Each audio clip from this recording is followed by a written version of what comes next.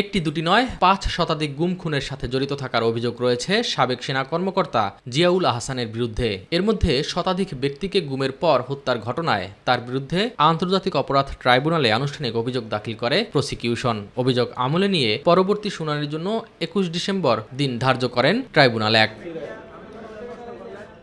গাজীপুরে ৩ জন, বরগুনার পাথরঘাটার চরদুয়ানিতে নিয়ে ৫০ জনকে হত্যা এবং সুন্দরবনে বন্দুকযুদ্ধের নাটক সাজিয়ে বেশ কয়েকজনকে হত্যার ঘটনায় সুনির্দিষ্ট ৩টি অভিযোগ আনা হয় জিয়াউল আহসানের বিরুদ্ধে। কিভাবে গুম করে হত্যা করা হতো তার বর্ণনাও ট্রাইব্যুনালে তুলে ধরেন chief prosecutor Tajul Islam.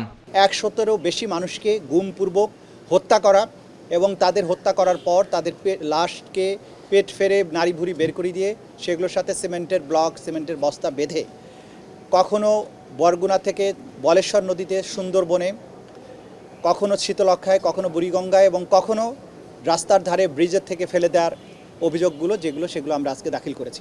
Prosecution বলছে আওয়ামী লীগ আমলে গুমের মাস্টারমাইন্ড ছিলেন জিয়াউল আহসান। তার বিরুদ্ধে আরও ৩ শতাধিক গুম খুনের ঘটনার তদন্ত চলছে বলেও জানান চিফ প্রসিকিউটর। সবকিছুর বাস্তবায়নের মাস্টারমাইন্ড বা মহানায়ক ছিল জিয়াউল আহসান।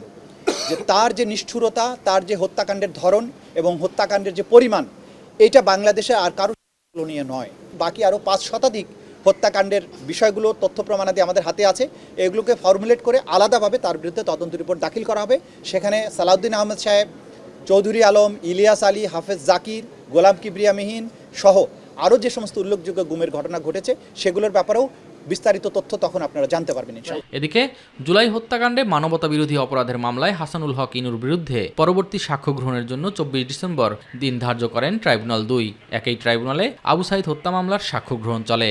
আর ট্রাইব্যুনাল ১-এ জুলাই হত্যাকাণ্ডের মামলায় আনিসুল হক ও সালমান এফ রহমানের বিরুদ্ধে আনুষ্ঠানিক অভিযোগ গঠনের উপর শুনানি শুরু হয়েছে। এছাড়া মানবতা বিরোধী অপরাধের মামলায় পলাতক সাবেক প্রধানমন্ত্রী শেখ হাসিনা পুত্র সজীব ওয়াজেদ জয়ের পক্ষে রাষ্ট্রনিযুক্ত আইনজীবী নিয়োগের নির্দেশ দিয়েছেন ট্রাইব্যুনাল ১। এই মামলায় একমাত্র গ্রেপ্তার জুনায়েদ আহমেদ পলককে এদিন ট্রাইব্যুনালে হাজির করা হয়। মামলার পরবর্তী শুনানির তারিখ ৭ জানুয়ারি।